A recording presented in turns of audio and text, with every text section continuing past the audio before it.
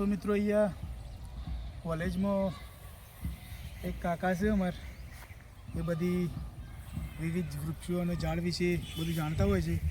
અને અહીંયા વાડ છે કંઈક કાંટાની, તો કાકા જોડેથી આપણે માહિતી લેશું કે શું છે.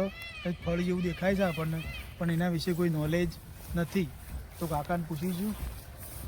શું છે કાકા, કેવો મજામાં? હા વડીલ, કેમ છો? મજામાં. શું છે આ છે એક કરમદાનું ઝાડ કે છોડ કે વેલા કે કંઈ એ છે. આ એના પાકેલા કરમદાના બી ફળ છે એના, બરાબર. શું ઉપયોગમાં આવું કાકા? હા, આ જો આમાં એમ એક ક્વોલિટી કે જે કે એના પર અમુક ફળ એના કલર અલગ અલગ આપે, પણ બધું ફળ એક જ જાતના છે એમ. એની જાત એની પેલા ક્વોલિટી બધી અલગ અલગ આવે, પણ એનું ફળ તો એક જ છે. આના બધા જાત ફળ થાય. આમાંથી તમારે પાકે એટલે આમાંથી શું કહેવાય કે આપણે ચટણી બનાવી હોય એને કાપી નાખી, વચ્ચેથી કાપી નાખી દે અને બિયા અલગ કરી અને ખોલીને જુદા કરી નાખતા કરી અને પછી એની ચટણી બને. એની અંદર જે મસાલો બધો આવતો હોય બધો નાખી અને ચટણી બને. પછી એને બધું કાપીને એનું અથાણું પણ બની શકે. બરાબર. શાક બનાવતો ખાટું મીઠું ખાટા મીઠી વસ્તુ આની પર બની શકે એમ. બરાબર. પછી આ આના કાંટા ને એવા જ મજબૂત હોય છે કે જે કોઈ તમારે ખેતરની વાડે વાવો તો ખેતરની વાડ પણ સરસ થઈ શકે. કે આમાં કોઈ જાનવર કે એવું બધું મોટા જાનવરો કે વાંદરા કે કોઈ આવી ના શકે. કાચા ખવાય કાકા? કાચા તો ખવાય, પણ એ આમ આપણને જરા ઓછા રખાય. પણ અમુક પાકીને એવા રાની કલરના અમુક આથી થોડા ઘાટા થઈ જાય તો એ પાકા હોય. એ પાકા તમે ખાઈ શકાય. અને બીજું કે એને કાપીને તમે એનું શરબત બનાવો તો શરબતે બની શકે. અને ચટણી આપણે શું કહેવાય મિક્સરમાં વાટી કરી એકદમ પાકી જાય એટલે કેવા કલરના થાય તમે એમ બતાવશો? થોડાક ખાટા મરૂન કલર જેવા લાગે ને. પાકા થઈ ગયા પછી પાકા રહ્યા એનો આવો કલર થઈ જાય છે મિત્રો. થઈ જાય. અને કાચા પણ ખવાય છે, બરાબર? હા, કાચા ખવાય, પણ પેલા દૂધવાળી વસ્તુઓ તો થોડી ઓછી ને આપણને અનુકૂળ. તો કાકાએ જે પ્રમાણે આપણને માહિતી આપી એ પ્રમાણે મિત્રો આને કરમદા કહેવાય છે.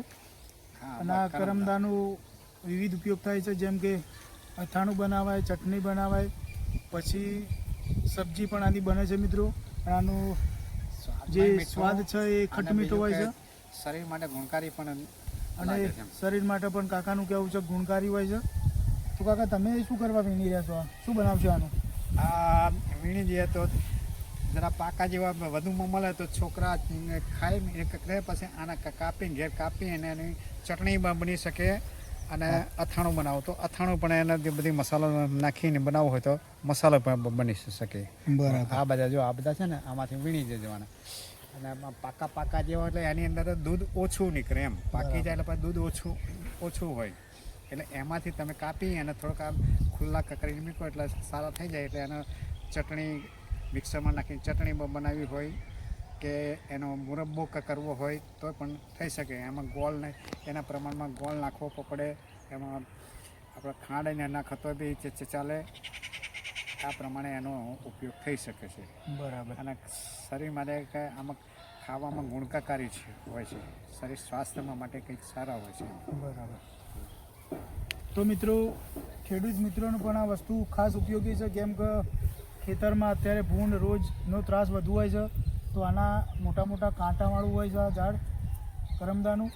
તો અહીંયા ખેતરમાં વાડ બનાવવા માટે પણ અતિ ઉત્તમ છે મિત્રો. તમે જોઈ શકો છો આની અંદરથી નાનું પક્ષી કે કોઈ પ્રાણી પણ અંદરથી પસાર ના થાય કે એટલું ઘટાદાર છે. અને કાંટા મોટા હોય છે એટલે આના ઘણું ઉપયોગી છે ખેડૂત મિત્રો માટે પણ. એટલે દરેક ખેતરની વાડે ઉગાડી શકાય એમ. હા, અને આ વસ્તુ વિશે મિત્રો આપણે જાણતા નહીં હોતા એટલે આનો ઉપયોગ નથી કરી શકતા. બાકી આ કાકો અમદાવાદ ધોળકા બાજુના છે ને એ આનો ઉપયોગ કરેલો છે. તો કાકાએ જે માહિતી આપી એ ખૂબ ઉપયોગી છે. અને હવે પણ અમે કરમદાનો ઉપયોગ કરીશું. અને તમે પણ ઉપયોગ કરો મિત્રો, કેમ કે ઘણા ફાયદાકારક જણાઈ રહ્યા છે. અને આયુર્વેદિકમાં પણ આનું સારો એવો ઉપયોગ થઈ રહ્યો. બીજું પ્યોર ઓર્ગેનિક છે મિત્રો. આમાં કોઈ ખાતર કોઈ દવા નહીં, ચોખ્ખું જ છે 100%. ઉછેરીને પછી એટલે- મોટા બધા વાડે વાડે થઈ શકે એમ. આનો ઉછેર કરવો જોઈએ આપણા ઘરની આજુબાજુ પણ, ખેતરમાં પણ થઈ શકે છે મિત્રો, અને આ કાચા પણ ખવાય છે. બોલો કાકા, બીજું કંઈ કહેવું હોય તો? આ સાચું તો બધી હજુ બધી ઘણી બધી વનસ્પતિઓ હોય છે, ઘણા બધા એના ઉપયોગો થઈ શકે, પણ આપણે તો આપણા એ જગ્યા છે એટલે થોડુંક આ નજરમાં આવ્યો એટલે આનો ઉપર આપણને તમને માર્ગદર્શન આપ્યું. હા, તો કાકા તમારો ખૂબ ખૂબ આભાર. હજી અમે જે વસ્તુ નથી જાણતા એ વિશે અમને નોલેજ આપવા બદલ.